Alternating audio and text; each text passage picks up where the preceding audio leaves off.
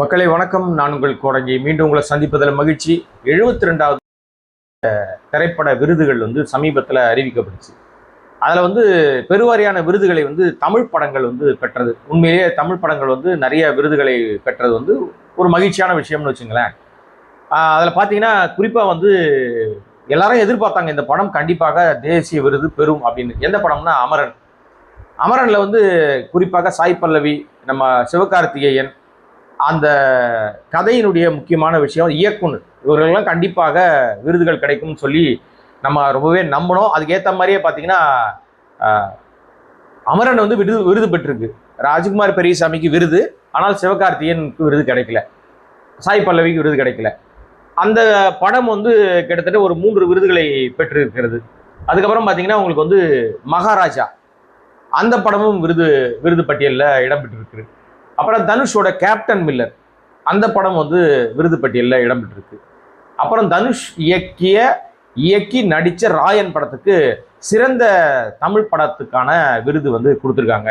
அது இல்லாமல் ஒலிக்கலவைக்கு மெய்யழகன் படத்துக்கு விருது வழங்கப்பட்டிருக்கு. அப்புறம் ஒரு குறும்படம், அந்த ஷார்ட் ஃபிலிம், அதுக்கு ஒரு விருது கொடுத்துருக்காங்க. இப்படியாக ஏராளமான விருதுகளை, பிராந்திய மொழிகளில் தமிழ் மொழி நிறைய விருதுகளை அள்ளி இருக்கிறது. குறிப்பாக தனுஷுக்கு இந்த தேசிய திரைப்பட விருது, சர்வதேச தேசிய திரைப்பட விருது உண்மையிலே ஒரு பெரிய மகிழ்ச்சியை கொடுத்துருக்கு. நம்ம அந்த மகிழ்ச்சியை அவரோடு சேர்ந்து பகிர்ந்துக்கலாம், தப்பு இல்லை. ஓகே, ஒரு நடிகர் சிறப்பான ஒரு விருதுகளை பெற்றிருக்கிறார். இந்த விருதுகள் கொடுத்த விஷயத்தில் இப்போ இவங்கெல்லாம் விருது வாங்கிட்டாங்க. அப்போ கடந்த 24ஆம் ஆண்டில்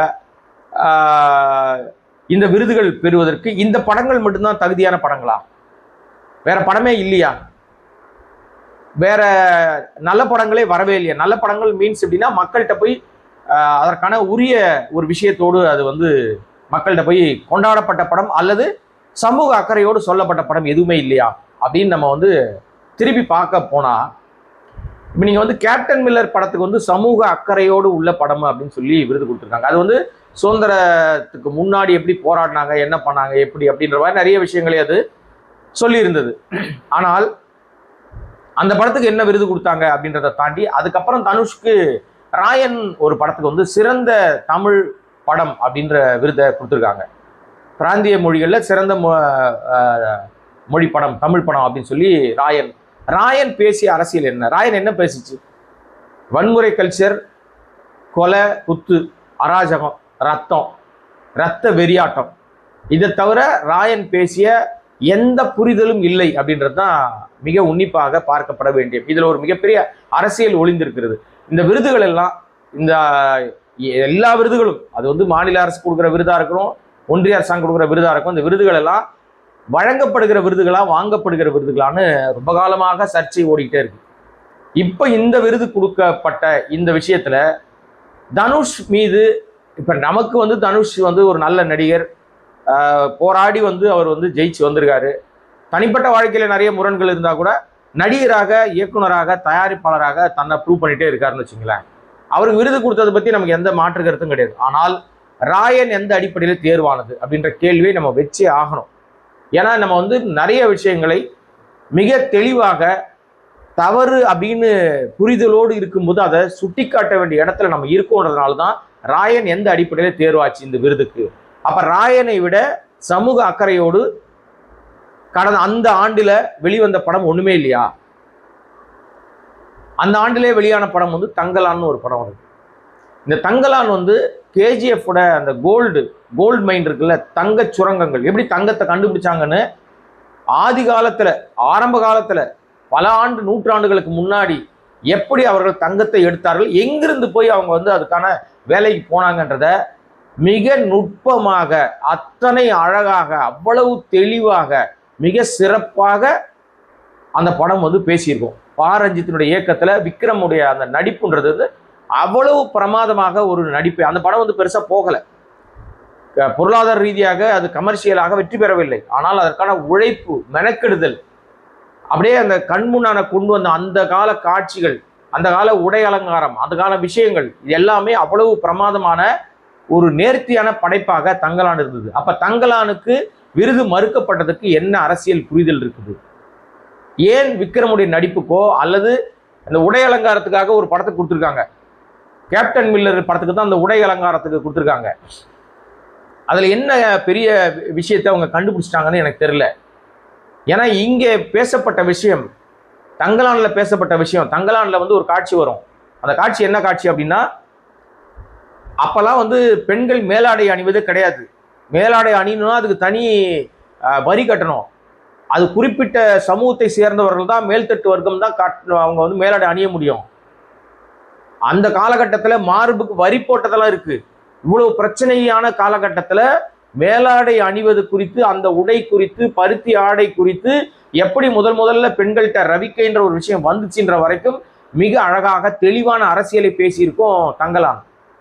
இதெல்லாம் சமூக அக்கறை உள்ள படமா தெரியலையா தேர்வு கமிட்டி குழுக்கு? 3 கட்டங்கள்ல வந்து விக்ரமுடைய நடிப்பு இருக்கும். அவ்வளவு பிரமாதமான கெட்டப்கள்ல அந்த தங்கலான் படத்துல ஒரு பரிணாம விஷயங்களை மாறி இருக்கும். பழைய காலத்துல எப்படி இருந்தாங்க மக்கள், அப்புறம் அப்படியே கொஞ்சம் கொஞ்சமாக எப்படி மாறினார்கள், எப்படி தங்க சுரங்கத்துக்குள்ள போனாங்க, எதை நம்பி போய் எப்படி தங்கத்தை எடுத்தாங்க, கடைசியில் அவங்க என்ன ஆனாங்க, இது எல்லாத்தையும் அவ்வளவு தெளிவாக மிக சிறப்பாக யாருமே சொல்லாத கோணத்துல சொல்லியிருக்கோம். ஒரு சமூக அக்கறை, வரலாற்று பதிவு, கடந்த காலத்தினுடைய ஒரிஜினலை கண்ணு முன்னாடி கொண்டு வந்து நிறுத்தின அழகு, உடை அலங்காரம், அந்த காட்சிகளுக்கு உருவாக்கப்பட்ட செட் ஒர்க்கு, அப்படியே ஒரு தத்ரூபமாக காட்சிகள் இருக்கும். மிக மெனக்கட்டு அதில் நடிச்சிருப்பாங்க. அத்தனை பிரமாதமான ஒரு நடிகர் கூட சோடை போன நடிகர் இல்லை. அப்ப தங்கலான் உங்க கண்ணுக்கு தெரியவே இல்லையா? அது எப்படி மறுக்கப்பட்டுச்சு? அங்க என்ன அரசியல் உங்களுக்கு உள்ள பூந்து வேலை பார்த்துச்சு? தனுஷ் ராயன் படத்துக்கு கொடுக்கப்பட்டதை விட எந்த விதத்துல தங்கலான் குறைஞ்சு போச்சு? இது ஒரு பிரச்சனை இருக்கா? இதோடு மட்டும் இல்லைங்க, லப்பர் பந்துன்னு ஒரு படம் வந்தது. அது வந்து மக்களால் கொண்டாடப்பட்ட படம், சூப்பர் டூப்பர் ஹிட் படம். அவ்வளவு பிரமாதமான அருமையான ஒரு அரசியலை பேசியிருக்கோம்.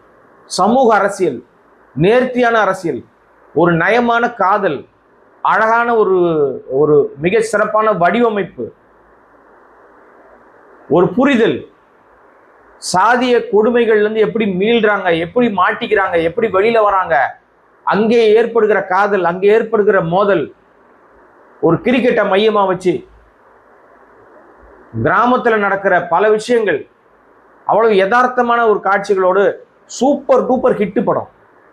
எல்லாவற்றுக்கும் தகுதியான படம் லப்பர் பந்து. கொண்டாடப்பட வேண்டிய படம் கொண்டாடப்பட்டுச்சு மக்களால். அது கண்ணுக்கு தெரியலையா தேர்வு கமிட்டியால? அதை விட எந்த விதத்துல ராயன் உயர்ந்து போயிருக்கு? ராயன் பேசின அரசியல் என்ன? ராயன் என்ன பெரிய சமூக கருத்தை சொல்லிருச்சு? ஃபாஸ்ட் ஃபுட்டு போடுற வேலையை பார்க்குறாருன்னா பெரிய சமூக கருத்தா? அது எதுக்காக கொலை பண்றாங்கன்னே தெரியாத ஒரு கதை சொன்னா அது சமூக கருத்தா? அண்ணன் தங்கச்சியை கூட்டிகிட்டு வரான, கூட்டிகிட்டு வந்து இன்னொரு இடத்துல வந்து எப்படி வளர்க்குறான்? ரவுடியா தானே வளர்க்குறான். அது பெரிய சமூக அக்கறையான படமா? அது எந்த அடிப்படையில் ராயனுக்கு வந்து அந்த படம் சிறந்த படம்னு எப்படி கொடுத்தீங்க நீங்க? லப்பர் பந்து எந்த விதத்தில் குறைஞ்சி போச்சு? எந்த விதத்தில் குறைஞ்சி போச்சு? இப்படி ஏராளமான விஷயங்கள் இருக்கு. கொட்டுக்காளின்னு ஒரு படம் வந்தது. அந்த படம் ஆக்சுவலா அது கமர்ஷியல் படம் இல்லை. அந்த ஜோசியத்தை நம்புறது, சாமியாரை நம்புறது, அயோக்கியத்தனம் பண்றது, பெண்ணடிமைத்தனம், இனி எத்தனையோ விஷயங்களை பேசிய படம் கொட்டுக்காளி. அது கமர்ஷியல் கிடையாது,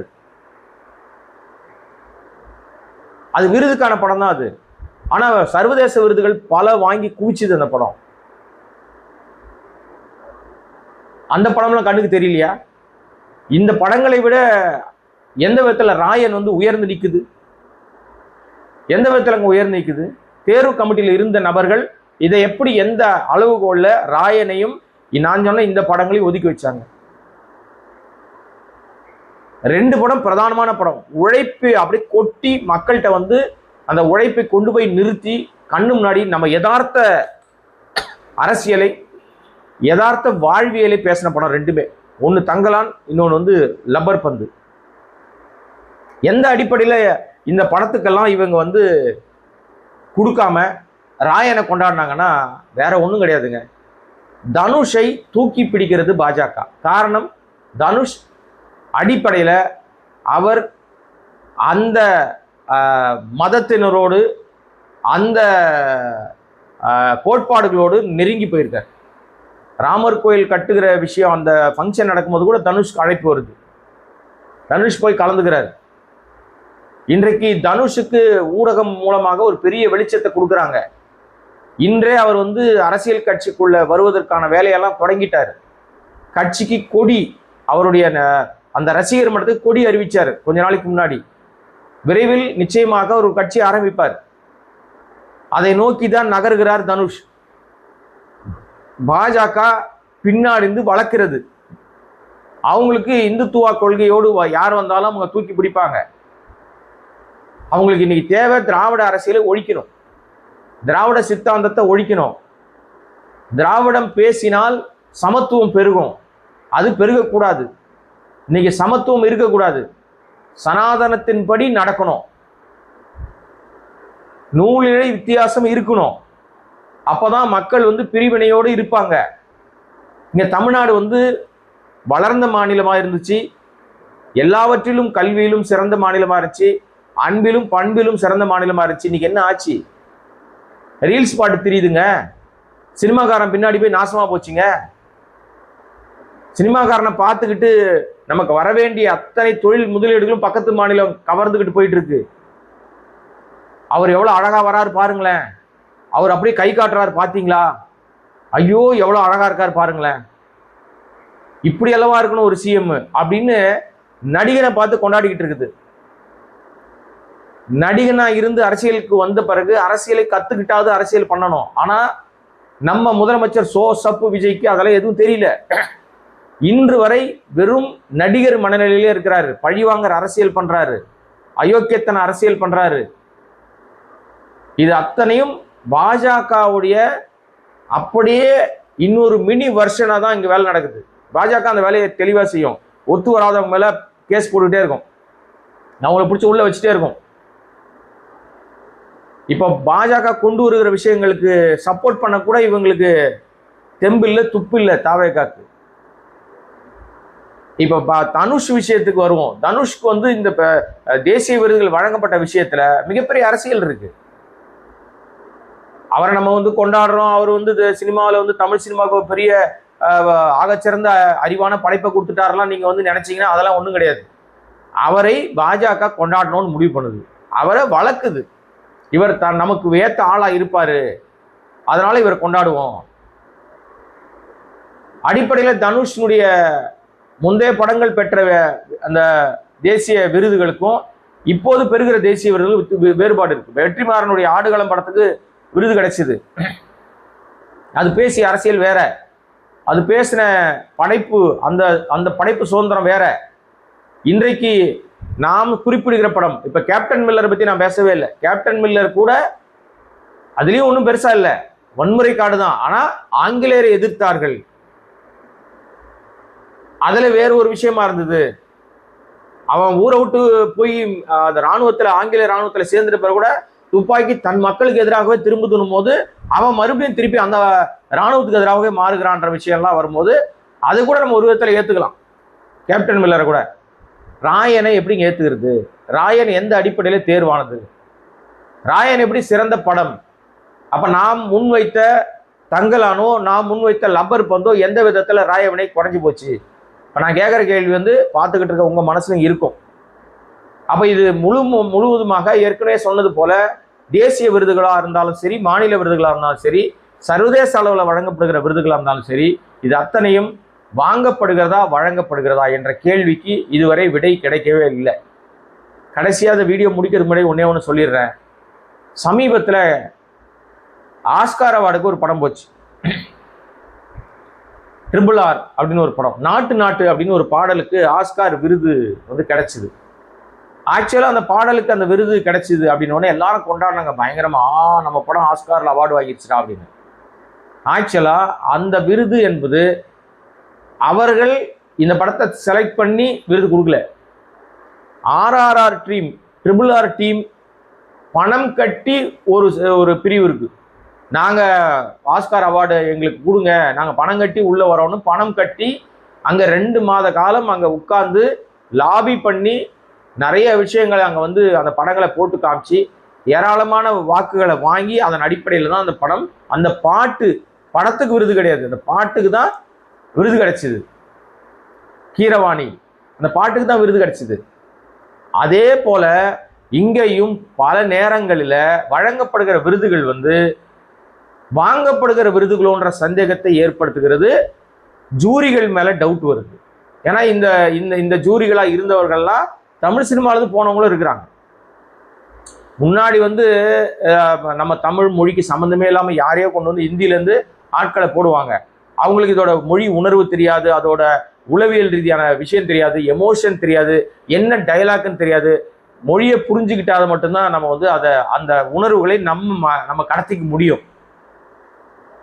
கலைக்கு வந்து பார்த்தாலே போதும், அதுக்கு மொழி தேவையில்லைன்னு சொன்னா கூட உணர்வுகளை கடத்துகிற அந்த சூட்சமம் வந்து மொழி இருந்தால் இன்னும் சிறப்பாக இருக்கும். அந்த அடிப்படையில் ஆனால் இந்த முறை நம்ம மக்கள் தான் உட்கார்ந்துருக்காங்க ஜூரியாக. ஒரு இயக்குனர் உட்கார்ந்துருக்காரு, ஒரு நடன இயக்குனர் உட்கார்ந்துருக்காங்க, கலா மாஸ்டர் இதெல்லாம் உட்கார்ந்துருக்காங்க. எந்த அடிப்படையில் தனுஷுக்கு கொடுத்தாங்கன்றதான் நமக்கு தெரியலங்க. ஆக பாஜகவுடைய அனுசரணையான பார்வை இருந்தால் தேசிய விருதுகள்லாம் அள்ளிக்கிட்டு வந்துடலாம் போல இருக்கு, கை நிறைய வாரிட்டு வரலாம் போல இருக்கு. நீங்க பாஜகவை எதிர்க்கிறீங்களா? அப்போ ரொம்ப கஷ்டம், எந்த விருதுகளும் கிடைக்காது. இதே நிலைப்பாடு தான் மாநில விருதுகளும் வரப்போகுது. அது எந்த ஆட்சியாக இருந்தாலும் அதுதான். இப்போ சினிமாக்காரர் தான் ஆட்சிக்கு வந்திருக்காரு. நம்ம முதலமைச்சர் சப்பு விஜய் இப்போ வரைக்கும் கொடுக்காம இருக்கிறாங்க. இப்போ இவங்க யார் யார் கொடுக்க போறாங்கன்னு பார்ப்போமே. ஆகவே விருதுகள் விஷயத்தில் மிகப்பெரிய அரசியல் நடந்திருக்கு. தனுஷை தூக்கி பிடிப்பதற்கு பின்புலத்தில் மிகப்பெரிய அரசியல் அஜெண்டா இருக்கிறது. பாஜகவுடைய பார்வையும் அன்பும் அனுசரணையும் இருக்கிறதுனால தான் இத்தனை விருதுகளை தனுஷ் பெற்றிருக்கிறார். அவருடைய திறமையினால் அவர் விருது பெற்றிருக்கிறார்னு வெளியில சொல்லிக்கலாமே தவிர அவர் மனசாட்சிக்கே தெரியும் எப்பரா இந்த படத்துக்கு விருது கொடுத்தாங்கன்னு. இந்த படத்தை விட சிறப்பான படம்லாம் வந்திருக்கு, இந்த படத்தை எப்பரா விருது கொடுத்தாங்கன்னு கொண்டாடிப்பாங்க. எப்படி இப்ப தாவேக ஆட்சி எப்பரா நம்ம ஜெயிச்சோம் எப்பரா அப்படின்னு வந்து அவங்களே பயங்கரமா அப்படி குஷி ஆகிக்கிறாங்கல்ல, விசிலடிச்சுக்கிறாங்க இல்லையா, அதே மாதிரி தான். எனிவே மக்களே, நம்முடைய வீடியோவை சப்ஸ்கிரைப் பண்ணாமல் பார்த்துட்டு இருக்கிற அன்பு மக்களே சப்ஸ்கிரைப் பண்ணுங்க, சப்போர்ட் பண்ணுங்க, பல பேருக்கு ஷேர் பண்ணுங்க, உங்களுடைய கருத்துக்களை கமெண்ட்டுகளை போடுங்க. மீண்டும் சந்திக்கிறேன். நன்றி, வணக்கம்.